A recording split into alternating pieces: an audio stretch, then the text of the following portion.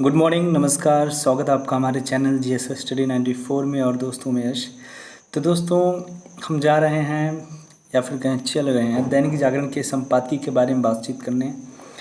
और जो आज का विषय बहुत ही महत्वपूर्ण होने वाला है। महत्वपूर्ण इसलिए होने वाला क्योंकि जिस तरह से इस समय बातें चल रही हैं रिसेशन को लेकर, जिस तरह से ग्रॉस डोमेस्टिक प्रोडक्ट जीडीपी को बोलते हैं, जिसको सकल घरेलू उत्पाद भी कहते हैं, जीडीपी को संभालने का सही तरीका क्या है।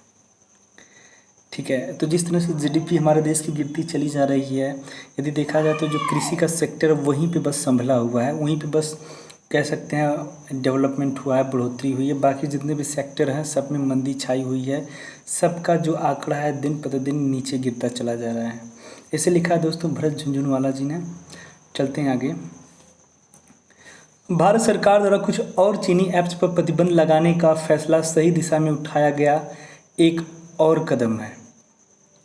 तो आपने देखा होगा जिस तरह से 2 चरणों में चाइना के एप्लीकेशंस को बैन किया गया है भारत सरकार के द्वारा। ये बहुत बड़ी पहल है, एक तरह से बहुत बड़ी कदम है चाइना जैसे देश को उसकी औकात याद दिलाने के लिए। इस कदम से देश में स्वाभिमान की भावना जागृत हुई है। इसका लाभ आने वाले समय में हमें अवश्य मिलेगा, लेकिन शायद चीन तब तक नहीं मानेगा जब तक हम उसके निर्यात पर शिकंजा नहीं कसेंगे।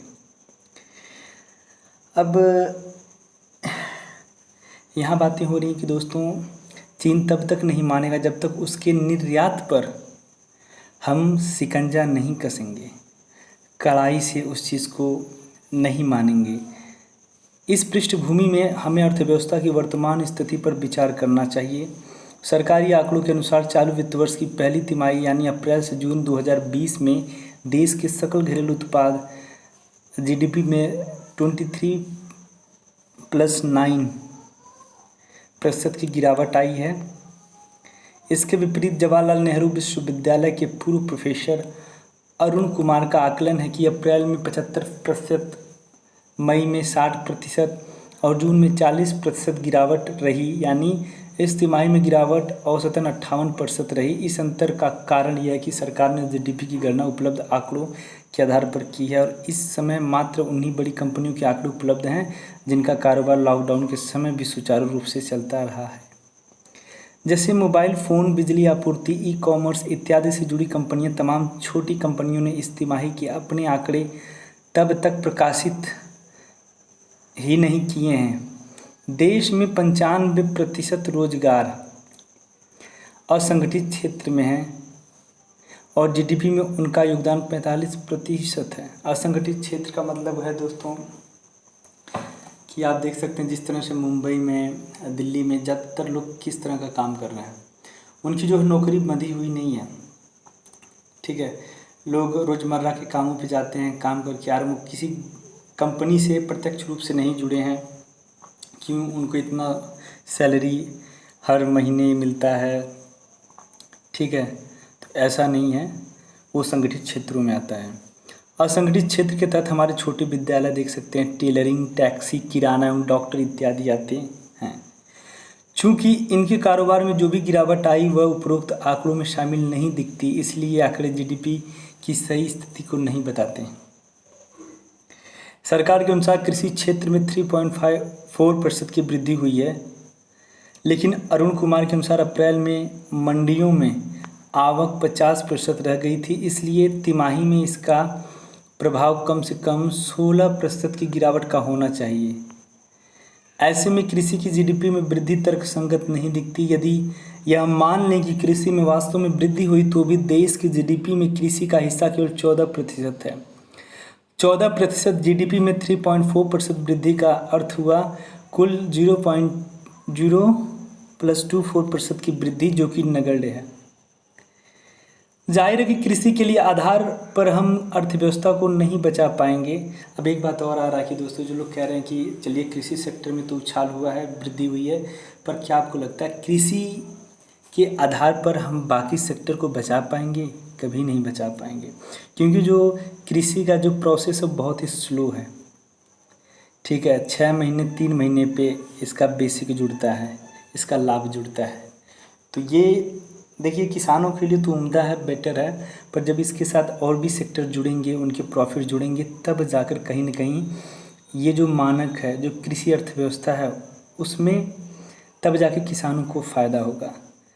छोटे उद्योगों की स्थिति भी डावाडोल है। मार्च महीने 11+49 लाख करोड़ रुपए का ऋण दिया गया, जो जून में 11+32 लाख करोड़ रुपए रह गया। इतना ज़रूर है कि अप्रैल में अधिक गिरावट आई थी, जिसकी कुछ भरपाई जून में हो गई। फिर भी मार्च की तुलना में जून में ऋण गिरा, जबकि सरकार ने 3 लाख करोड़ रुपए का एक योजना छोटे उद्योगों को ऋण देने के लिए बनाई थी। ऐसा प्रतीत होता है कि इस योजना का उपयोग बैंकों ने पूर्व में दिए गए ऋण को रिसाइकिल करने के लिए किया है। रिजर्व बैंक के आंकड़ों के अनुसार ऋण में गिरावट प्रत्येक क्षेत्र में आई है। अब आप ही सोचिए, जिस तरह से 4-5 महीने से तमाम देश के जो संस्था थे, कंपनी थी, इंडस्ट्री थी, छोटे मध्यम बड़े उद्योग थे, सारी उद्योग जो है, कंपनियां, इंडस्ट्री पूरी तरह से बंद थी। तो ऐसे में जो उत्पादन है वो रुक चुका था, ठीक है। तो जो एक चैन था, जो एक प्रवाह था, वो पूरी तरह से बाधित हो गया था। पर अब इस प्रवाह को धीरे धीरे अनलॉक किया जा रहा है, ठीक है। तो उसके बाद चीज़ें सामान्य हो रही हैं, पटरी पे आ रही हैं। इसमें हमें सहयोग करने के बजाय जिस तरह से हम विरोध प्रदर्शन कर रहे हैं, रोडों पर निकल कर, और पूरी भर्त्सना के साथ, निंदा के साथ जिस तरह से आलोचना कर रहे हैं सरकार की, कम से कम इस समय ये नहीं करना चाहिए। क्योंकि इस समय हमारे जो हालात है बहुत ही संवेदनशील, बहुत ही सेंसिटिव चल रहे हैं। आप देख सकते हैं पाकिस्तान, चाइना, नेपाल को लेकर। यदि हम आपस में इसी प्रकार से एक दूसरे के ऊपर कीचड़ उछाड़ेंगे, आरोप प्रत्यारोप का सिलसिला जारी रखेंगे, तो इससे हमारे जो दुश्मन, जो हमारे शत्रु देश हैं, उन्हें बहुत बड़ा फ़ायदा होगा। और उसके बाद अभी जो आप जीडीपी की बात कर रहे हैं ना, जीडीपी भी आप भूल जाएंगे। तो कभी कभार जानते हैं, जो जीडीपी में जो गिरावट आई है, मात्र भारत जैसे देश में नहीं आई है। यदि कोरोना नहीं आता, तब जाके अगर इतना गिरावट आता तो विचार विमर्श किया जाता कि मोदी जी की जो नीतियाँ थीं वो गलत थीं, गलत नीतियों की वजह से ये खस्ता हाल हुआ है हमारे देश के जीडीपी का। पर दोस्तों, पूरे विश्व में जो आर्थिक मंदी आई है, हमारे भारत जैसे देश की बात नहीं है। इस चीज़ को आप लोगों के सामने रखिए, लोगों में जागरूकता बढ़ाएं, भ्रम नहीं। अन्यथा देखिए, हमारी सरकार से किसी प्रकार का व्यक्तिगत लगाव नहीं है, कोई रिश्ता नहीं है, ठीक है। पर दोस्तों, जो वास्तविकता है उसे आप समझिए। इस तरह का कीचड़ जो है उछाला जाएगा तो अपने ऊपर भी आएगा। तो लोगों को जागरूक करें। इनमें गाड़ियों पर दिए जाने वाले ऋण में सबसे कम 0.05% की गिरावट आई है। मेरे अनुमान से रेल एवं बस सेवा प्रभावित होने से तमाम लोगों ने अपने व्यक्तिगत उपयोग के लिए कार खरीदी है। ऐसी खरीद का स्वभाव एक बार का होता है, अतः यह भी नहीं टिकेगी। प्रॉपर्टी में भी ऋण में गिरावट केवल 0.7% हुई है, लेकिन मेरी जानकारी में ऐसे बिल्डर जो प्रॉपर्टी के न बिकने के कारण बेहद मुश्किल में हैं और उन्होंने ऋण लिया है, इस प्रकार अर्थव्यवस्था की स्थिति अति गंभीर दिखती है। अब बता दें, जो दिल्ली मुंबई में जो प्रवासी मजदूर रहा करता था, कुछ अच्छे लेवल पे भी थे। कुछ लोग योजना बना रहे थे कि 1-2 महीने के बाद हम यहाँ पे फ्लैट वगैरह, ज़मीनें वगैरह खरीदेंगे। पर जिस तरह से कोरोना की महामारी ने मंदी ला दी, सबको पलायन करने के लिए कह सकते हैं एक बहुत बड़ा विकल्प खड़ा कर दिया सामने। तो ऐसे में दोस्तों, ये बहुत बड़ा कारण है कि जो बड़े बड़े फ्लैट्स हैं, लैंड एक्विजिशन के काम थे, वो पूरी तरह से ठप पड़ गए, रुक गए। तो ये भी स्थिति आप देख सकते हैं, ये भी इसका कारण था। मौजूदा परिस्थिति को देखते हुए अंतर्राष्ट्रीय मुद्रा कोष का कहना है कि भारत को अपने को विश्व अर्थव्यवस्था से और कारगर रूप से जोड़ना चाहिए, निर्यात को बढ़ाना चाहिए और विदेशी पूंजी को आकर्षित करना चाहिए। लेकिन यही काम तो हम पिछले वर्षों में करते आ रहे हैं। इसके बावजूद हमारी जीडीपी लगातार गिर रही है। इसलिए हमें वैश्वीकरण से पीछे हटने पर विचार करना चाहिए। वर्तमान में वैश्वीकरण की छत्रछाया में हमारे देश के उद्यमी अपनी पूंजी को बाहर ले जाने को उत्सुक हैं। वे चीन जैसे देशों में भी निवेश एवं उत्पादन कर रहे हैं, जहां पर्यावरण को नुकसान पहुंचाने की छूट है। नौकरशाही भ्रष्ट है, परंतु उद्यमी से सहयोग करती है, और जहां श्रम कानून ढीले हैं, देसी उद्यमी चीन में उत्पादन करके भारत को माल भेज रहे हैं। इन्हीं देसी उद्यमियों के चलते आज हमारे देसी उद्योग चरमरा रहे हैं।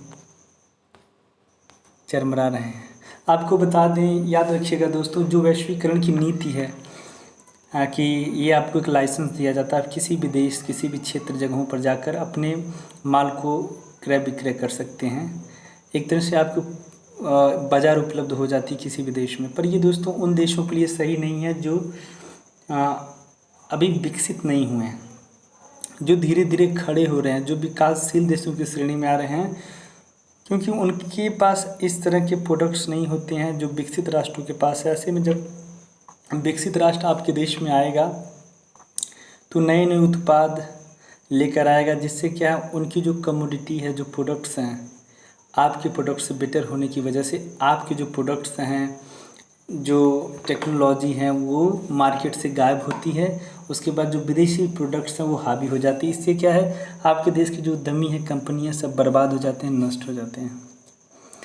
भारत सरकार ने करोड़ों एलईडी बल्ब सप्लाई करने का ठेका जिस कंपनी को दिया था, उसने ये बल्ब चीन में बनाकर भारत सरकार को उपलब्ध कराएं। सोचिए क्या अगर हमारे पास भी एक ऐसी कंपनी होती तो इसमें हमारे भारत जैसे देश का कितना प्रॉफिट होता, यहाँ के लोगों को रोज़गार मिलता, एक चैन सा बनता कि नहीं।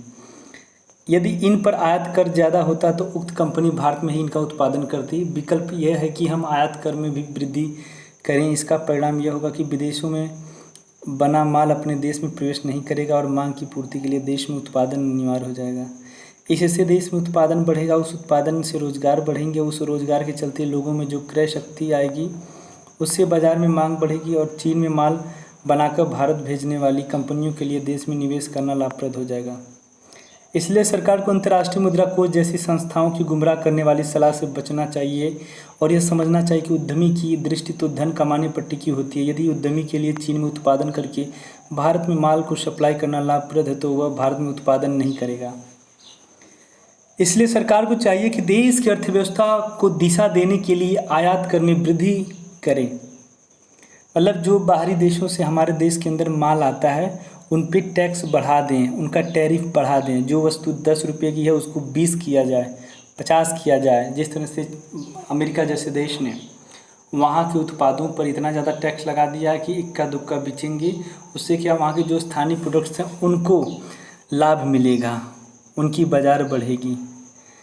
विदेशी पूंजी के पीछे भागने के स्थान पर देश की पूंजी को अपने ही देश में निवेश के लिए प्रेरित करें और निवेशकों को नौकरशाही की वसूली से राहत दें।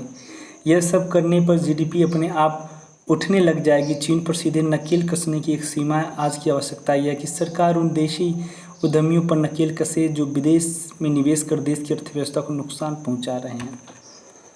तो दोस्तों आपने देखा होगा कि एक जो सुझाव दिया गया है भरत झुनझुनवाला जी के द्वारा कि आखिर क्या क्या किया जाए कि जिसकी वजह से अपनी जीडीपी को संभाला जा सकता है। ऐसे में यह है कि विदेशी वस्तुओं पर निर्भरता कम करें। यदि निर्भरता है तो वहाँ पे टैरिफ ज़्यादा लगाया जाए, ज़्यादा से ज़्यादा चीज़ों का उत्पादन और प्रोड्यूसर अपने देश के लोगों द्वारा किया जाए। जो छोटे उद्यमी हैं उनको प्राथमिकता दी जाए। आज के लिए इतना ही, धन्यवाद।